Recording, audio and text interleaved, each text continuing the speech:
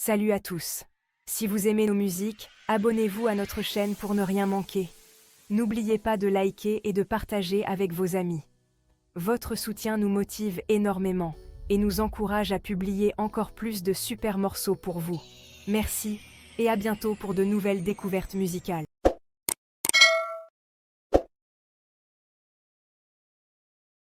Voilà. Téléphone et puis on va les moyens. Papa Achille, depuis Babi. Assez Orchestra, la force tranquille. Ouais,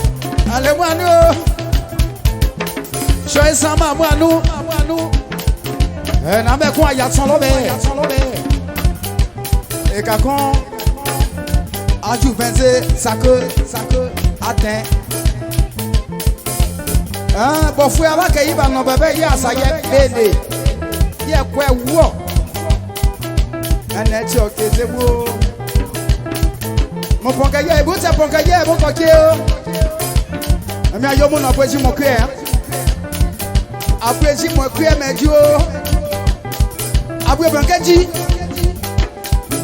agamo no ke so mo no abu banka mo quand ça va aller à qui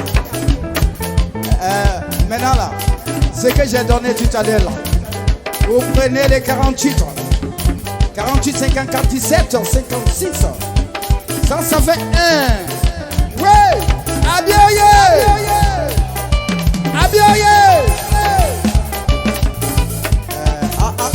ça va babou ou pensez, babalo, na même yo. Mais n'est que pas bébé oh. Mon nom a bien pingouin. Mon canon a bien pingouin. Mon nom a bien saut. A comme non qu'elle chi. Mon canon yé. Mon nom qu'elle chi. A bien pingouin comme on est nous bien comme on saut. Il y a maman non fouet là-haut. Mon téléphone est vert. Téléphone est vert. Téléphone est vert.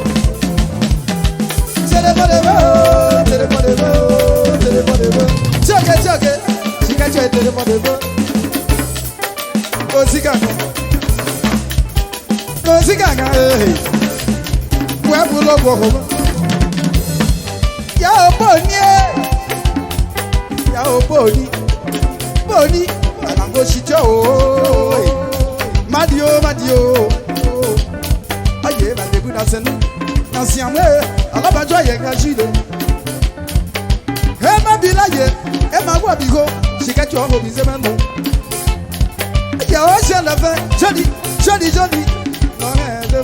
Put your telephone in me.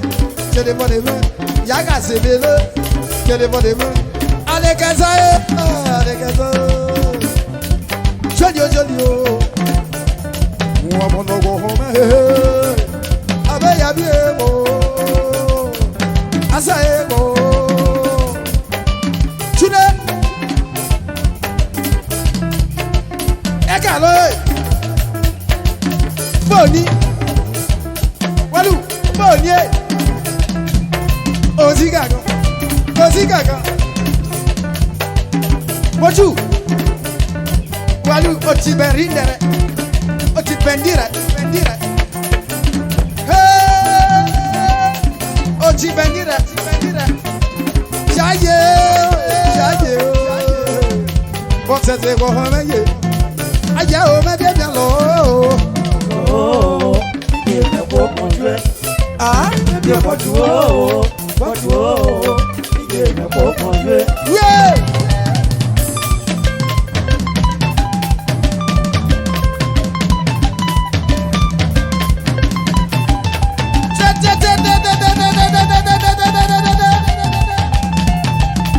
Achille.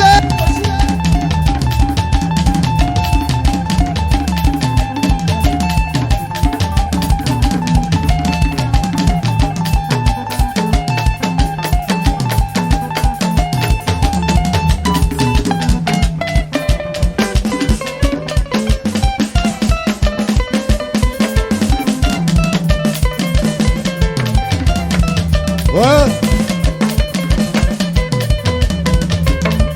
Alors là, y'a bien.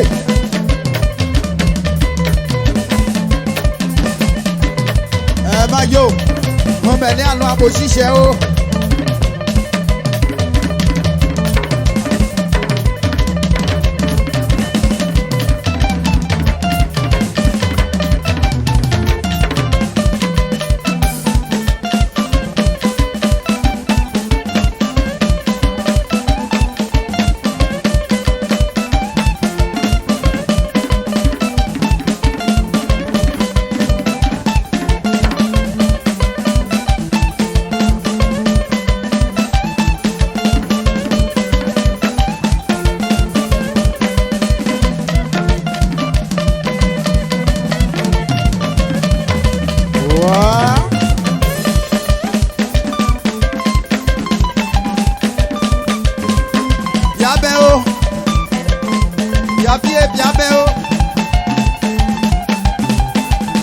Musicien professionnel de Côte d'Ivoire. Mettons en haut.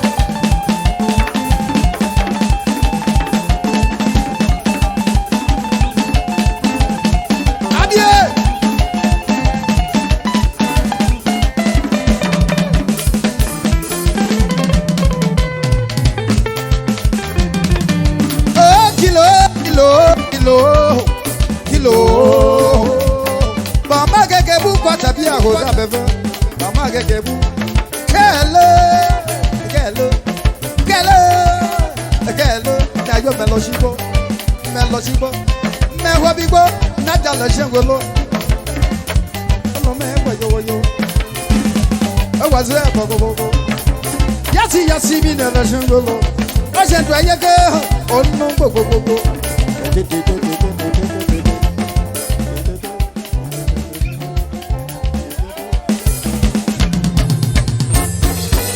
Voilà, accès orchestra et c'est du concret.